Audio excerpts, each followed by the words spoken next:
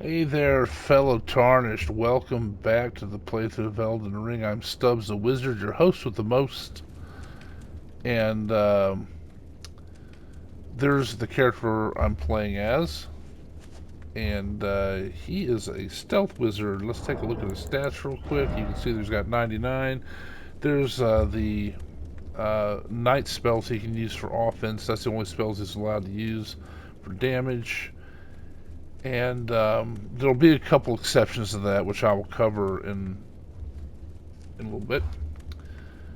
But there's his stats and everything, and he can't use any melee or archery or anything. It's all got to come from night spells, also known as invisibility sorceries. Here's the dual wield staves of loss, which gives a whopping 69% buff to damage. Got these are used for special situations between the Misericord and the Serpent God's magic curve sword. The Frenzy Flame Seal just is used obviously for incantations when I need them. Black Knife armor looks thematically appropriate. I had this because I was sniping people. I will keep it because I'm going to be sniping some more people. That increases the range of the of some of the spells. Okay, so as I mentioned, I am Stubbs the Wizard, known as the host with the most. And I mentioned this a couple of don't give up, okay? A couple of episodes ago that the Queen was watching these and she said, "Well, you're the host with the most what?" Which I thought was pretty funny. And so yeah, if you want to leave in the comments, drop in the comments what I have the most of as a host. You know, the most amount of time of words are the most words per enemy not killed, or something like that. Doesn't matter to me. Have fun with it, and you're not gonna hurt my feelings. If you get too sassy, I might get a little sassy back, but it'll all be in fun. Here we go. Up the lift.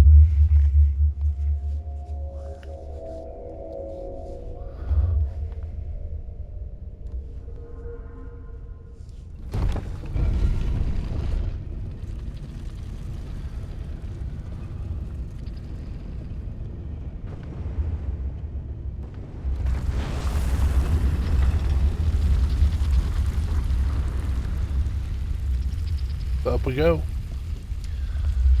So last episode, I'd mentioned River 7874 and Lacelle, also as Felicity, and they had responded to comments about runes people prefer. And if you want to put in the comments of what runes you prefer, I generally, well, I've used Morgoth. This is my first new game plus. This is my original character. Uh, and Morgoth, not Morgoth, Godric's rune was great for the whole new game because it adds 5 to each. But I've noticed that it doesn't do that much in. Oh shoot! I just realized I still need to do something. Well, it's been interesting. I'm going to see if Yura is up here, or Shabriri as Yura. Because I haven't gone to where he's been killed by Eleanor yet. I just realized he's there. Interesting.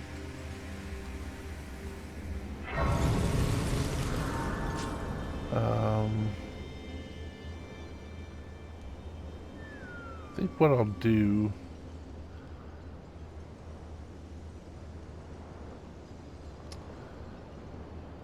Um, yeah, Well, oh well. I'll talk to him and see what we got. Finally, we meet the Tarnished, who would be Lord. Oh my. Why the long face? I fear that you were previously acquainted with this vessel. I was. Well, that is most unfortunate. For he is dead. As for his flesh, he gave it to me. Shabriri, I hope you can make your peace with that. I probably can.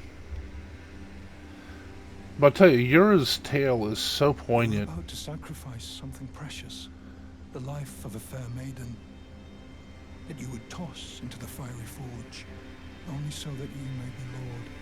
What a horrible thing to ponder. Your ascendancy requires her sacrifice, whether she wishes it or not. Well, first of all, she wishes it. Crowned so, you looked upon. And secondly, it doesn't kill her. Chosen, What's your idea? tarnished, and would-be lord. Dare to tread the path of true rigor. Spare the poor girl, and singe your own flesh in her stead. If you are prepared to show resolve, and attain lordship through righteous hardship, then heed the words of I, Shabriri. Chosen, Okay. tarnished, and would-be, descend into the depths far below the Erdtree Yeah, I'm not capital. doing that. Seek audience with the three fingers and the flame of frenzy. If you inherit the flame of frenzy, your flesh will serve as kindling, and the girl can be spared. Yep, not doing setting that. you on the righteous path of lordship, the path of the Lord of Chaos. Burn the Erdtree to the ground. Well, that's happening either and way. incinerate all that divides and distinguishes. Ah, may chaos take the world. May chaos take the world. Settle down there, Beavis. So, Yura's tale is actually pretty poignant. And, it has to do with Eleonora. He loves her, and he has done everything and sacrificed all he could because she lost her way and started doing things that really weren't on the path she should be on. And Yura loved her enough that he did everything in his power to try to get her back to where she needed to be. And in true, I guess, form for Miyazaki, it doesn't actually work out.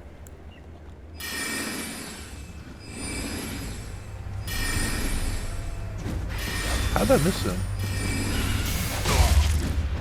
Ouch.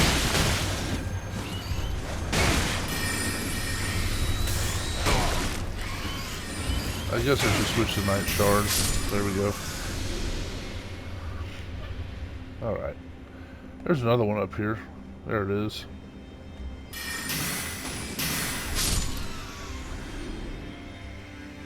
So anyway, I had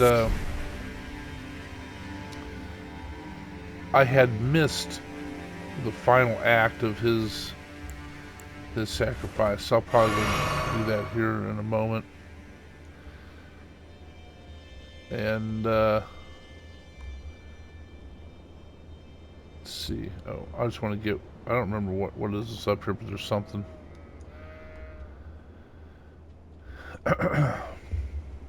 But it's the Yura. The Yura thing is a very sort of moving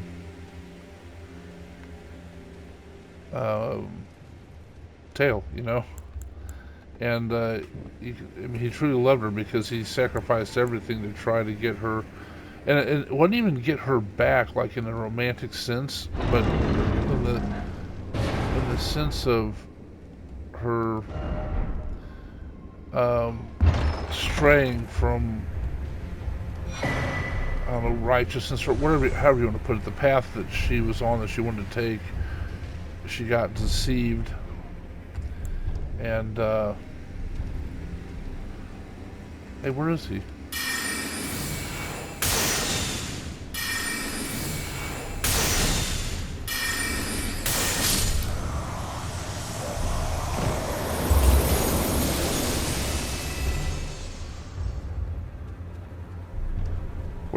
Where did my guy go? Did he die? Well, oh, there you are, sir. I'm stuck.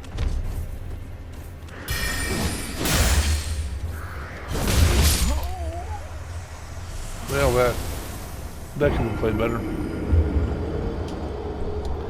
That is what happens with me. I will get to talking and not paying attention and lose tactical awareness. All right. Let me just go skulk back over here and get my runes back.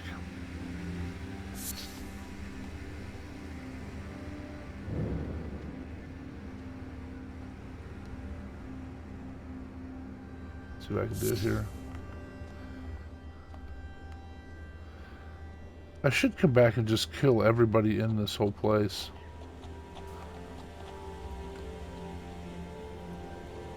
Let's have these guys go.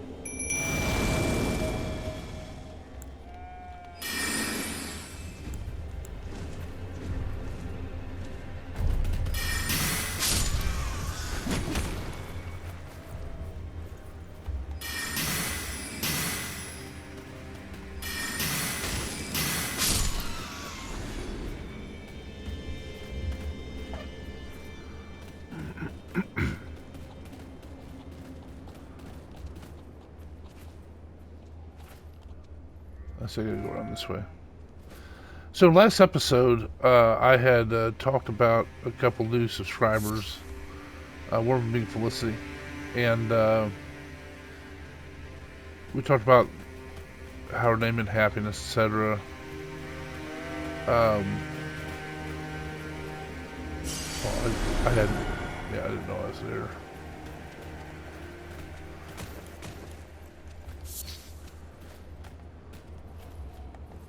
Hey, can I hit this guy, I wonder?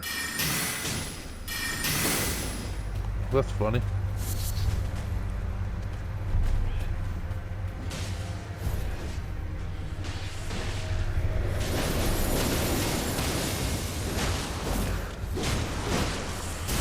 Leave my people alone.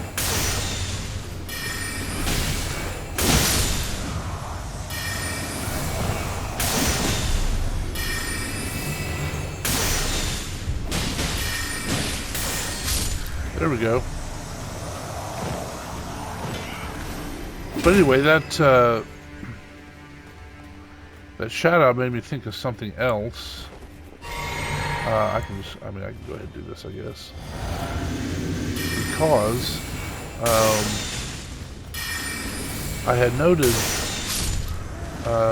that there's so there's a comedian that has his own show named Bill Maher, and you know, I don't always agree with him, but I respect that. I mean, he has intellectual honesty, you know, which I think is important to him.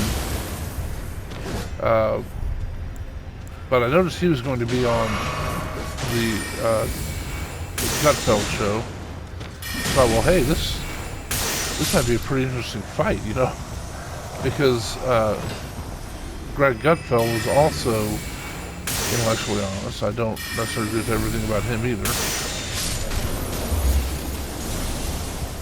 And thought, hey, this would be a great fight. And so I tuned in, and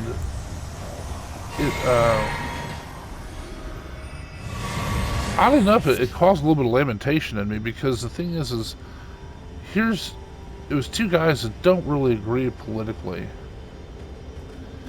and they were able to talk and have a fairly cordial, well, let's say civil conversation. Like, man, you know, me being Generation X, I remember how that used to be. You could disagree with people and have common ground, and that's one of the things Bill Maher said was that there's a lot of division, and a lot of times the divide's pretty profound. There's no common ground in that particular uh, thought or philosophy. But the thing is, to his point, there's 90 other things that we can find common ground on, and use it as a way to discuss our differences and come to a conclusion.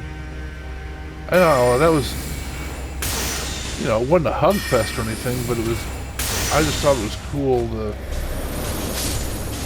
see you've killed a couple of my guys now. I can't have that, sir.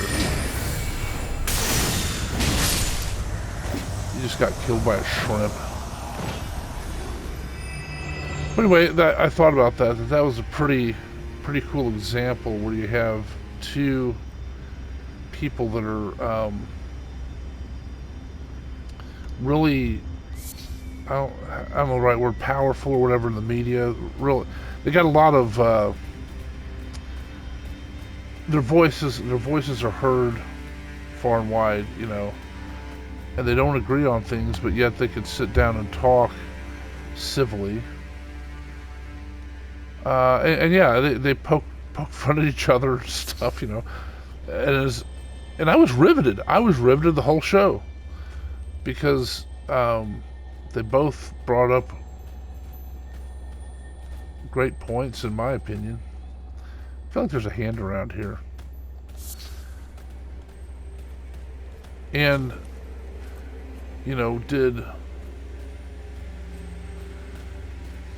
did anybody particularly convince anybody of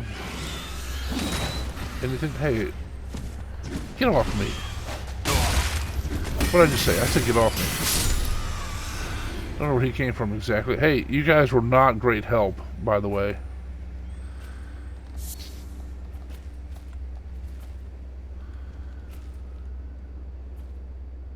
Anyway, I thought that was it was just riveting. It was nice to see where, we're in a, oh shoot, I went too far.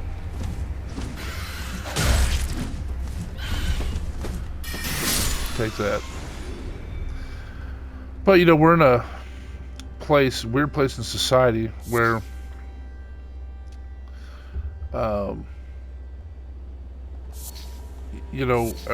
everybody, like the media and the politicians, try to divide us. Oh yeah, I've already done that. Look at the beauty of this game. Isn't that amazing? And I just thought it was cool they could talk on the same program and be civil and actually have a dialogue, and maybe you move everybody a little bit more towards common ground,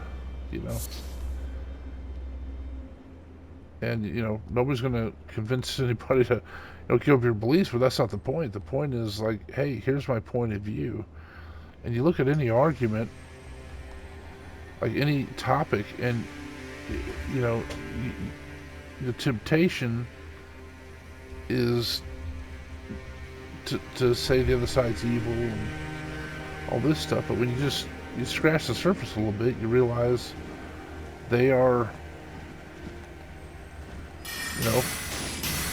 a human being with ideas and things, and they're trying to get through life too. They just happen to disagree with you on whatever points, and you can still be friends.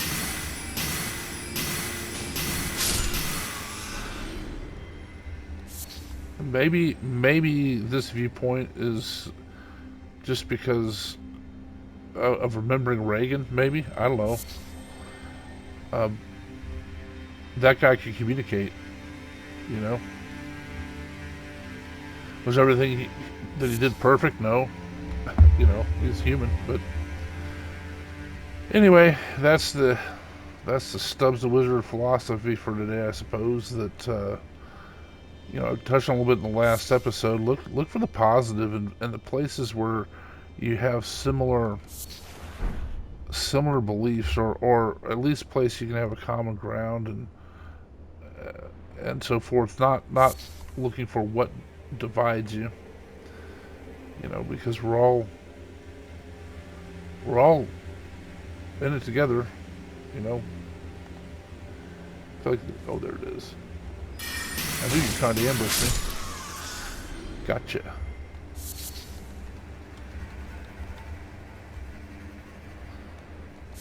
So there you go. All right, I'm gonna get down to this grace, and then we'll call it a day. One of the things I will bring up while I'm walking down to end this is something called the Free Time Creators Collective. And what that is, I'm a member of it. And what it is a group of people here on YouTube. Well, I guess and elsewhere, Patreon and whatever people get into.